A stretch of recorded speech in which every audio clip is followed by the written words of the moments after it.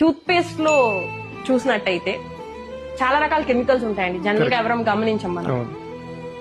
Tooth paste లో ఒక titanium oxide అని ఒక కెమికల్ ఉంటుంది. ఇప్పుడు 2012 లో కూడా దాని మీద study that can cause ADHD.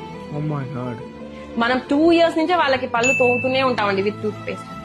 కానీ ఎప్పుడైనా అసలు ఈ టూత్ పేస్ట్ లో ఏముంటాయని ఎప్పుడైనా గమనించామండి? దాంట్లో ఉండే కెమికల్స్ ఏంటి వాటి వల్ల? ఎందుకంటే చాలా రకాలైన కెమికల్స్, ట్రైసోక్లాన్ అని, సోడియం లారల్ సల్ఫేట్, ఏదైతే దానికి నురగొస్తుందో దీని వల్ల మనకి ఎండోక్రైన్ అనేది డైరెక్ట్ గా ఎఫెక్ట్ అవుతుంది. థైరాయిడ్ డిస్రప్టర్ అండి. ట్రైసోక్లాన్ అని మీరు కనుక చూసినట్టయితే it is a thyroid disruptor. ఎందుకు ఇన్ని థైరాయిడ్ వస్తున్నాయి అంటే వీ హ్యావ్ రీజన్స్ అండి. సో ఇలాంటి ఎన్విరాన్మెంటల్ ఎఫెక్ట్స్ కనుక మనం కనుక తెలుసుకుని వాటి నుంచి వాళ్ళని తక్కువ స్టార్ట్ అయిపోతుంది. ఫస్ట్ పనిలోనే మనం వాడేదే బ్రష్, ఫుల్ గా కెమికల్స్ తో ఉండే ఇది వాడుతున్నామండి. అంటే ఎంత కెమికల్ కి దూరంగా ఉంటే అంత ఆరోగ్యకరంగా ఉండొచ్చు. మనకి డీటాక్సింగ్ కెపాసిటీ అయినా ఉండాలండి.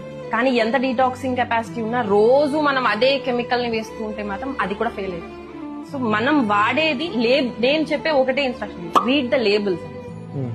ప్రతి వాళ్ళం చదువుకున్నాం, ప్రతి వాళ్ళం ఆర్ గ్రాడ్యుయేట్స్. వాళ్ళు చదివేటట్టుగా ఇవ్వరండి, కావాలని చాలా మనం అలవాటు పడలేదు అంతే.